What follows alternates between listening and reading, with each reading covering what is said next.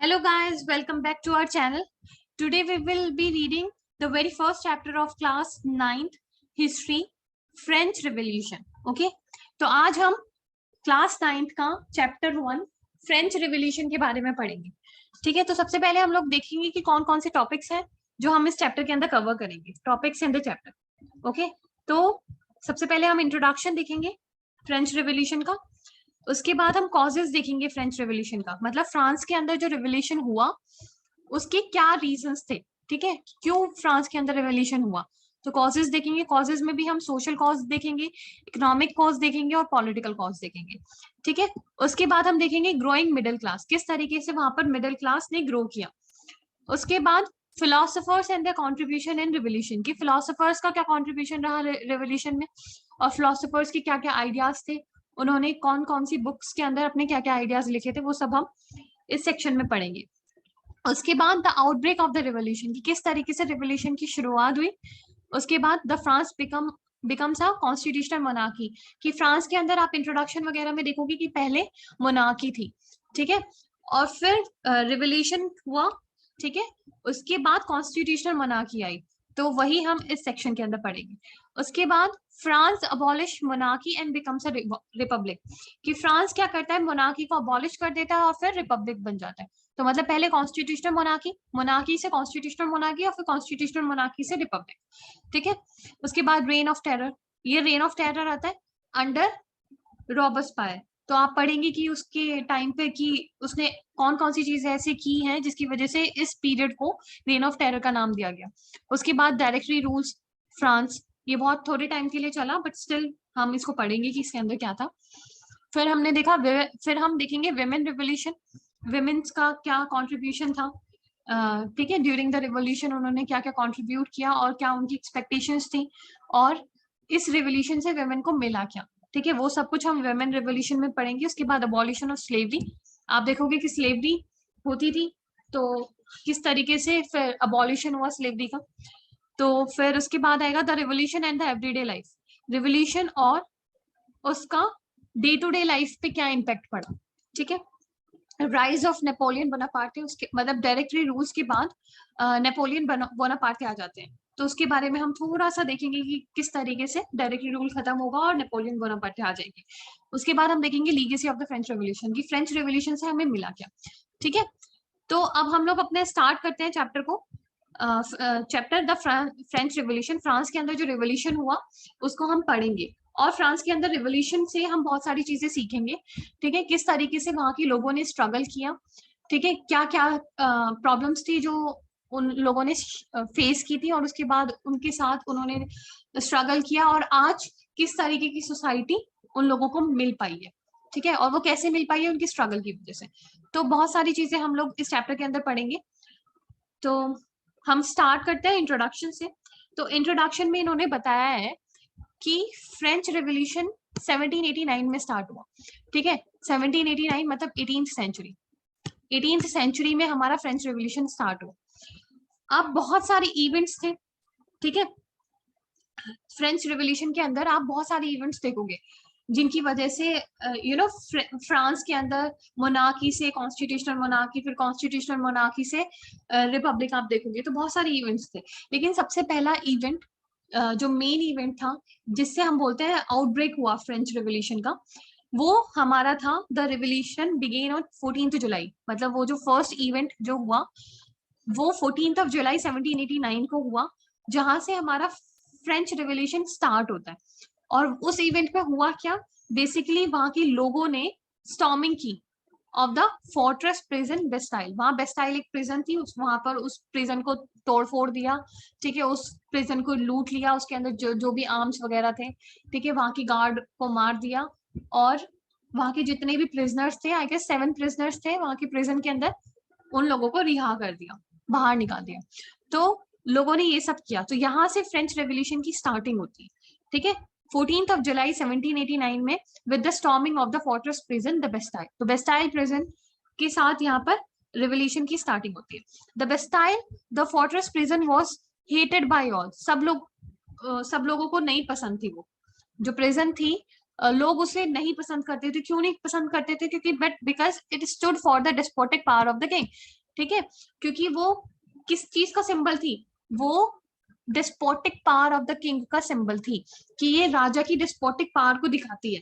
ठीक है, डेस्पोटिक का मतलब होता है एब्सोल्यूट पावर, ठीक है, जिसके ऊपर कोई लिमिट ना हो। ठीक है, इस तरीके की पावर। निगेटिवली मतलब जिसके ऊपर कोई लिमिट ना हो, राजा जो मन कर रहा है वो कर रहा है, तो उसका एक तरीके से सिंबल थी, इसीलिए लोगों को वो प्रिजन पसंद नहीं थी। जाहिर सी बात है, राजा की जेल है, ठीक है, तो लोगों को राजा नहीं पसंद तो उसकी प्रॉपर्टी भी नहीं पसंद होगी ना, इसीलिए लोगों ने उसको तोड़ दिया। द फोर्ट्रेस वॉज डिमोलिश्ड, और जो फोर्ट्रेस था उसको भी डिमोलिश कर दिया गया। तो ये था, यहाँ से हमारा फ्रेंच रेवोल्यूशन स्टार्ट हुआ है। अब हम लोग ना इसके बैकग्राउंड के अंदर जाएंगे कि लोगों को क्यों जो राजा था वहां का वो नहीं पसंद था, लोगों ने ये सैप क्यों लिया, क्यों उन्होंने बेस्टाइल प्रिजन पे अटैक किया, क्यों उन्होंने फोर्ट्रेस को डिमोलिश किया।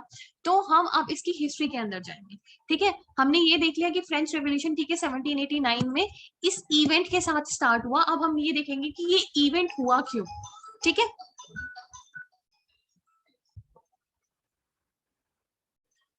हाँ, तो अब हमने क्या देख लिया? हमने ये देख लिया कि फ्रेंच रेवोल्यूशन स्टार्ट कैसे हुआ।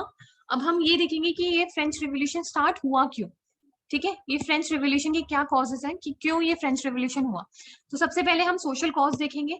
सोशल कॉज में है French society during the late 18th century. सबसे पहले हम लोगों को ये देखना होगा कि जो फ्रांस की सोसाइटी थी वो किस तरीके की थी। ठीक है, old regime, the term old regime is usually used to describe the society and institution of France before 1789।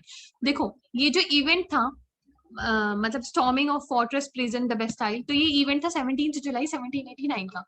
Obviously ये आउटब्रेक था फ्रेंच रेवोल्यूशन का, तो इसके बाद चेंजेस आए होंगे सोसाइटी के अंदर। तो हम 1789 से पहले की सोसाइटी को देखेंगे, क्योंकि वही सोसाइटी है ना जिसकी वजह से ये सारे इवेंट्स हुए। ठीक है, वही जो उससे पहले हुआ वही तो कोज हो सकता है ना फ्रेंच रेवोल्यूशन का। तो उससे पहले की सोसाइटी को देखेंगे, इसीलिए हम उसको ओल्ड रिजाइम बोल रहे हैं। ठीक है, society and institution of France before 1789। 1789 से पहले किस तरीके की सोसाइटी थी, किस तरीके के इंस्टीट्यूशंस थे, हम वो देखेंगे। तो फ्रांस की सोसाइटी 3 स्टेट्स के अंदर डिवाइडेड थी। फर्स्ट स्टेट के अंदर आते थे क्लर्जी, सेकेंड स्टेट के अंदर आते थे नोबिलिटी, और थर्ड स्टेट के अंदर आते थे big businessman, merchants, court officials, lawyers, peasants, artisans, landless labours, servants. तो ये लोग आते थे। तो सोसाइटी को 3 स्टेट्स के अंदर डिवाइड किया था, first state, second state, third state. ठीक है, तो फर्स्ट स्टेट क्लर्जी आते थे। क्लर्जी कौन होते हैं? Groups of person involve in church matters. तो वो लोग जो चर्च के मैटर्स के अंदर इन्वॉल्व होते हैं तो उन्हें क्लर्जी बोलते हैं। और नोबिलिटी कौन होता है? Person who have high rank in the state administration. तो एक तरीके से आप गवर्नमेंट बोल सकते हो कि स्टेट को जो एडमिनिस्ट्रेशन के अंदर लोगों के पास, जिनके पास हाई रैंक होती है, वो सब नॉबल्स होते हैं। ठीक है, और दूसरी ये जो सोसाइटी थी वो उस तरीके की थी कि यहाँ पे कोई सोशल मोबिलिटी नहीं थी। No social mobility. Social mobility का मतलब क्या होता है? सोशल मोबिलिटी का मतलब होता है you will get the privileges by birth.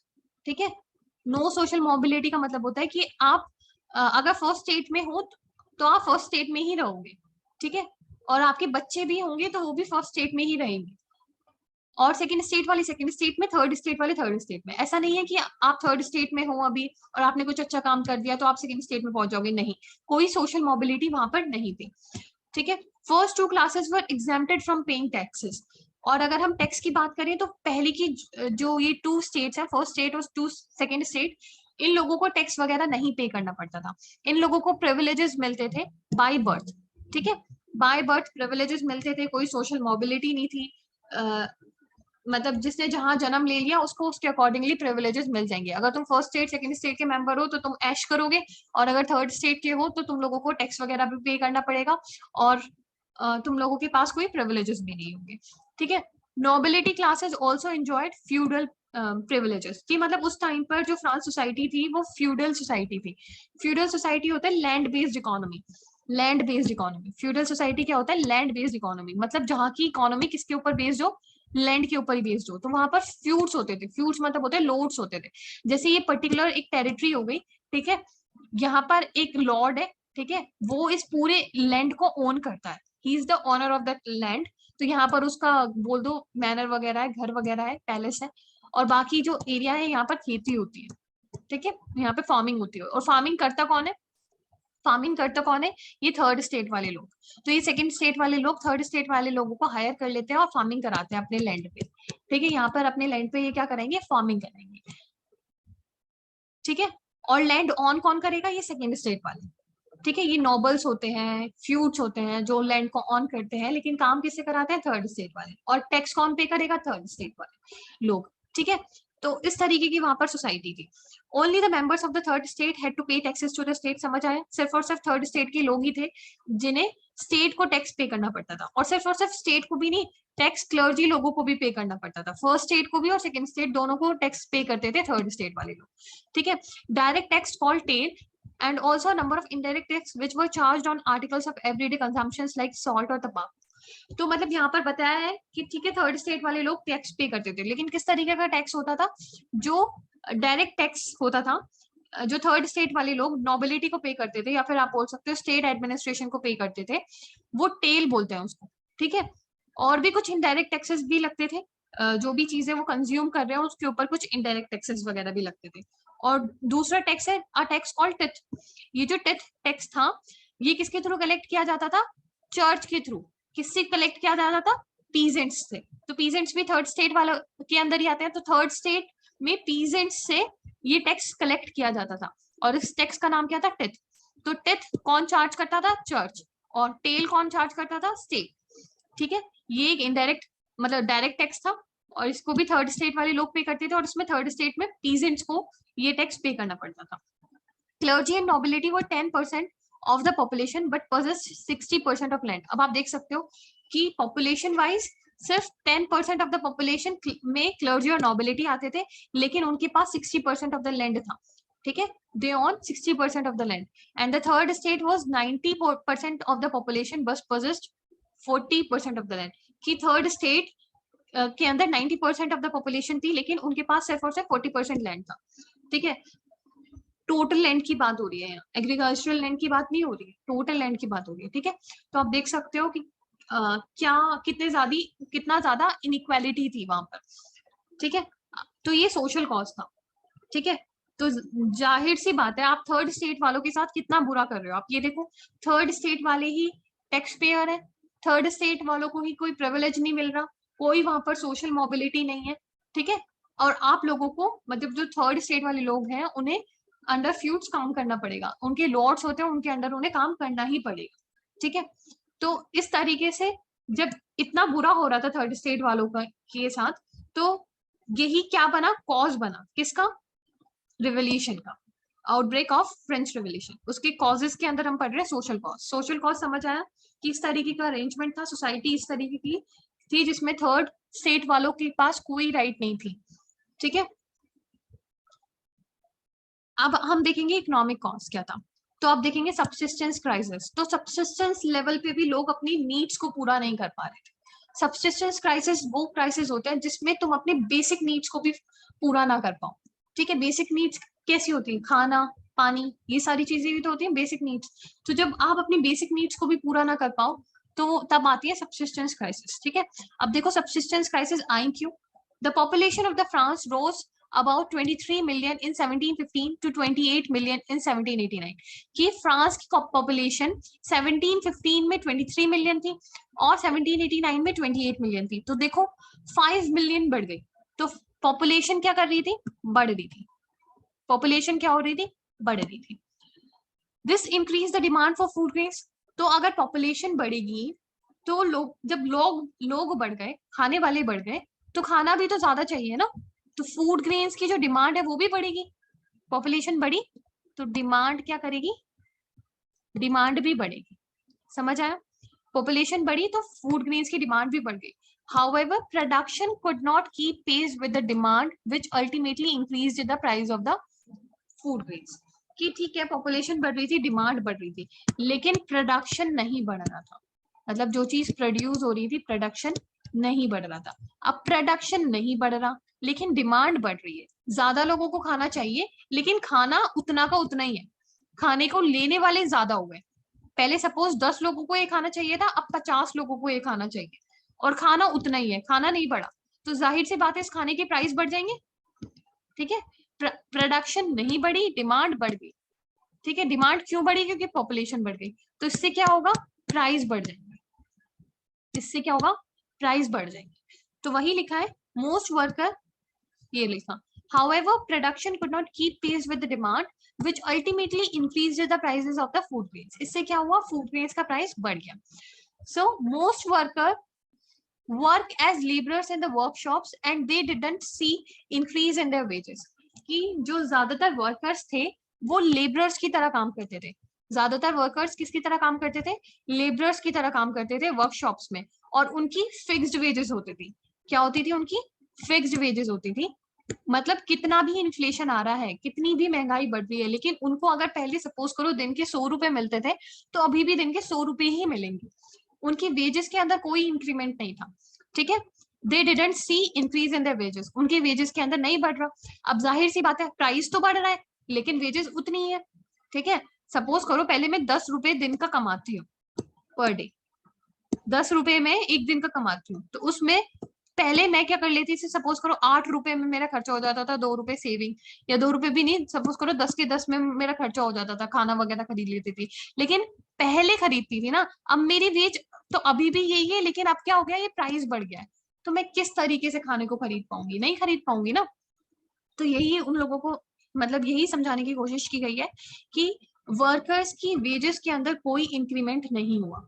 Situation become verse whenever drought or hail reduce the harvest, कि अगर कोई क्लाइमेटिक कंडीशंस खराब हो जाती हैं तो ये जो प्रोडक्शन है ये बढ़ तो नहीं रहा, अभी तो हम बोल रहे हैं कि कांस्टेंट है, लेकिन अगर कोई क्लाइमेटिक कंडीशन खराब हो जाती है, ड्रॉट आ जाता है, हेल आ जाता है, तो फिर ये क्या होगा? और प्रोडक्शन कम हो जाएगा।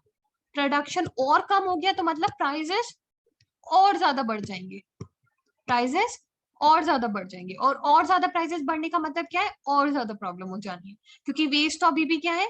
फिक्स्ड है, वेजेस के अंदर कोई इंक्रीमेंट नहीं हो रहा। तो यहाँ पर ये बोल रखा है, this situation becomes worse whenever drought और हेल रिड्यूसेस द हार्वेस्ट।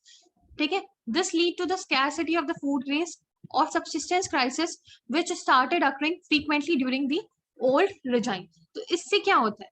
इससे क्या हुआ? फूड ग्रेन्स की शॉर्टेज पड़ी, मतलब फूड ग्रेन्स का स्कैरसिटी हुआ, मतलब फूड ग्रेन्स कम थे, और subsistence crisis which started occurring frequently during old regime. तो ओल्ड रिजाइम के टाइम पर मतलब बहुत जल्दी जल्दी आपको सबसिस्टेंस क्राइसिस देखने के लिए मिलते थे। ठीक है, नॉर्मली अगर प्रोडक्शन बढ़ नहीं रहा था, अगर कांस्टेंट भी रहता, तब भी लोगों को दिक्कत हो रही थी खाना खरीदने में, और प्राइसेस जब और बढ़ जाते थे क्योंकि क्लाइमेटिक कंडीशंस खराब हो जाती थी, तो लोगों को और ज्यादा मुश्किल हो सकता है, लोग भूखे ही रहते थे। तो इस तरीके से बोलते सबसिस्टेंस क्राइसिस आ गए थे। ठीक है, बहुत फ्रीक्वेंटली सबसिस्टेंस क्राइसिस आ रहे थे, मतलब बहुत जल्दी जल्दी इस तरीके की क्राइसिस सोसाइटी के अंदर देखने के लिए मिल रहे थे ड्यूरिंग दी ओल्ड रिजाइम। तो लोगों के पास सोचो खाना भी नहीं था, सबसिस्टेंस लेवल पे उनकी जो नीड्स है वो भी पूरी नहीं हो पाती थी। तो ये था हमारा इकोनॉमिक कॉस्ट। अब आता है पॉलिटिकल कॉस्ट, कि पॉलिटिकल कॉस्ट क्या था। अब देखो, Louis 16 came into the power in 1774 and found empty treasure. देखो, फ्रांस के अंदर क्या थी? फ्रांस के अंदर मोनार्की थी, मोनार्की थी। और आपको पता है मोनार्की के अंदर क्या होता है? मोनार्की के अंदर होता है कि सपोज करो ये राजा है, फिर उसका जो बेटा होगा वो भी राजा बनेगा। ठीक है, उसका बेटा राजा बनेगा, फिर इसका बेटा राजा बनेगा, फिर इसका बेटा राजा बनेगा, इसी तरीके से ये चलती रहती है। तो अब लुइस 16 राजा बना था। ठीक है, कब? 1774 में वो राजा बना था। और जब वो राजा बना तो उसने देखा कि उसको एम्प्टी ट्रेजर मिला। एम्प्टी ट्रेजर क्यों मिला? एम्प्टी ट्रेजर क्यों मिला? तो अब देखो उसके रीजंस बताएंगे कि एम्प्टी ट्रेजर क्यों मिला। Long years of Wars had drained the financial resources of France, कि मतलब फ्रांस ना बहुत टाइम से युद्ध लड़ रहा था, बहुत टाइम से लड़ाइयां लड़ रहा था, इसीलिए उसके फाइनेंशियल रिसोर्सेज खत्म होती जा रही थी। फ्रांस किससे लड़ाइयां लड़ रहा था? फ्रांस की ब्रिटेन से कभी नहीं बनती थी, फ्रांस वर्सेस ब्रिटेन ही होती रहती थी हमेशा। ठीक है, फ्रांस वर्सेस ब्रिटेन ही हमेशा होती रहती थी। तो फ्रांस काफी लंबे टाइम से लड़ाइयां लड़ रहा था। Long years of war had drained the financial resources of France. तो इतने लंबे टाइम से लड़ाई लड़ने की वजह से जो फाइनेंशियल रिसोर्सेज थे फ्रांस की, वो खत्म होती जा रही थी। ठीक है, under Louis 16 France helped the 13 American colonies to gain their independence from the common enemy. अब देखो, सबकी अपनी अपनी कॉलोनीज थी, तो ऐसे ही यहाँ पर आपको अमेरिका देखने के लिए मिलेगा, यहीं पर आपको ब्रिटेन देखने के लिए मिलेगा, और यहाँ पे फ्रांस। मतलब इधर की तरफ आपको देखोगे कि यूरोप है ईस्ट में, और इधर की तरफ अमेरिका देखने के लिए मिलेगा। तो ये नॉर्दर्न अमेरिका है, फिर उसके बाद ये साउदर्न अमेरिका है। ठीक है, तो नॉर्दर्न अमेरिका का कुछ इधर वाला पार्ट ब्रिटेन की कॉलोनीज थी, 13 कॉलोनीज थी ब्रिटेन की, 13 American colonies to gain their independence from the common enemies. तो ये 13 अमेरिकन कॉलोनीज थी, ठीक है, जो ब्रिटेन की कॉलोनीज थी। और दूसरा फ्रांस का भी ब्रिटेन के साथ कभी नहीं बनता था। तो अमेरिका का भी दुश्मन कौन था? ब्रिटेन था। फ्रांस का भी दुश्मन कौन था? ब्रिटेन था। तो अमेरिका को ब्रिटेन से आजादी चाहिए थी, तो अमेरिका को ब्रिटेन से आजादी चाहिए थी, तो इसमें हेल्प किसने की? फ्रांस ने की। क्योंकि उसका भी दुश्मन कौन था? ब्रिटेन था। अल्टीमेटली लड़ना किससे था? ब्रिटेन से ही लड़ना था ना। तो इसीलिए फ्रांस ने अमेरिका की मदद की। और किसकी मदद की? 13 अमेरिकन कॉलोनीज की मदद की इंडिपेंडेंस लेने में from the common enemy Britain. ठीक है, which added more than a billion livers to a debt। ये लिवर क्या है? लिवर्स क्या है? ये लिवर वहां की करेंसी है, फ्रांस की करेंसी। ठीक है, to a depth that has already risen to more than 2 billion livre. तो मतलब पहले ही डेप्थ चढ़ा हुआ था, पहले ही कर्जा था फ्रांस के ऊपर। और दूसरा, जब उसने मदद की फ्रांस मतलब अमेरिका की, तो और ज्यादा ये जो कर्जा है ये और ज्यादा बढ़ गया। तो देख रहे हो इस तरीके से क्या हो रहा है? ट्रेजर खत्म होता जा रहा है। ये हम रीजंस पढ़ रहे हैं ट्रेजर के खत्म होने के। Long years of war against जो ब्रिटेन के साथ चलता रहता था, और बाकी जो अमेरिका को जब हेल्प किया वो। उसके बाद आता है extravagant court at the immense palace of Versailles also cost a lot.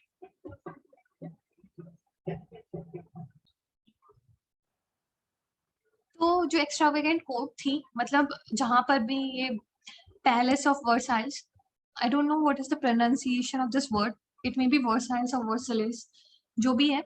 तो वहां का जो पैलेस था जिसके अंदर राजा वगैरह रहते थे, उसका भी मतलब जो एक्स्ट्रावेगेंट कोर्ट था उसकी भी कुछ मेंटेनेंस चार्ज होता है। ठीक है, तो वहां पर भी पैसा लगता था। और जो रेगुलर एक्सपेंसेस होते हैं, मतलब जो रोज के खर्चे हो गए, ताकि जैसे कि cost of maintaining an army, army को मेंटेन करने के लिए भी पैसा लगेगा, कोर्ट को चलाने के लिए पैसा लगेगा, गवर्नमेंट को चलाने के लिए, गवर्नमेंट ऑफिस या यूनिवर्सिटीज को चलाने के लिए पैसा लगेगा। तो ये सारी चीजें थी जिसकी वजह से क्या हो रहा था? ट्रेजर एम्प्टी था, इतने सारे खर्चे थे। ट्रेजर एम्प्टी क्यों था वो हमने देखा। तो इसीलिए जो किंग था वो क्या चाहता था? वो टैक्स को इंक्रीज करना चाहता था। जाहिर सी बात है, ट्रेजर के अंदर पैसा नहीं है, ट्रेजर के अंदर पैसा नहीं है खाली। अब ट्रेजर के अंदर पैसा भरना है, तो पैसा भरने का एकमात्र तरीका क्या था? टैक्स। टैक्स से ही पैसा आता है, तो टैक्स को और बढ़ा दो। टैक्स बढ़ा दोगे तो ज्यादा पैसा आएगा। तो यही किंग ने सोचा, और किंग ने सोचा कि अब हम लोग क्या करेंगे? टैक्स को बढ़ाएंगे। लेकिन टैक्स को अब आपने अभी देखा, अभी आपने सोशल कॉज के अंदर देखा कि किस तरीके से सोसाइटी की क्या हालत थी। सॉरी, इकोनॉमिक कॉज के अंदर देखा कि सोसाइटी की क्या हालत थी। सब्सिस्टेंस लेवल पे भी वो लोग अपनी जरूरतों को पूरा नहीं कर पा रहे हैं, और उसमें नहीं कर पा रहे थे। और उसमें भी अगर आप टैक्स बढ़ा दोगे तो आपको पता ही है क्या हो सकता है। ठीक है, वो नहीं पे कर पाएंगे, और हो सकता है फिर वो भूखे मरने लगेंगे।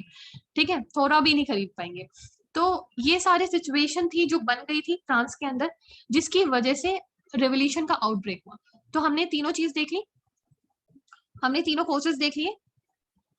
सबसे पहले हमने देखा था सोशल कॉज, फिर हमने देखा इकोनॉमिक कॉज, और फिर हमने देखा ये लास्ट वाला पॉलिटिकल कॉज। तो तीनों कॉज हमने देखे। इसकी वजह से क्या हुआ? फ्रेंच रेवोल्यूशन का आउटब्रेक हुआ। अब हम नेक्स्ट वीडियो के अंदर पढ़ेंगे ग्रोइंग मिडिल क्लास। ठीक है, टिल देन स्टे कनेक्टेड। अगर आप लोगों को ये वीडियोस पसंद आ रही हैं तो प्लीज चैनल को सब्सक्राइब करो, उसको लाइक करो। ठीक है, और जितना हो सके वो अपने फ्रेंड्स में शेयर करो। Okay, thank you.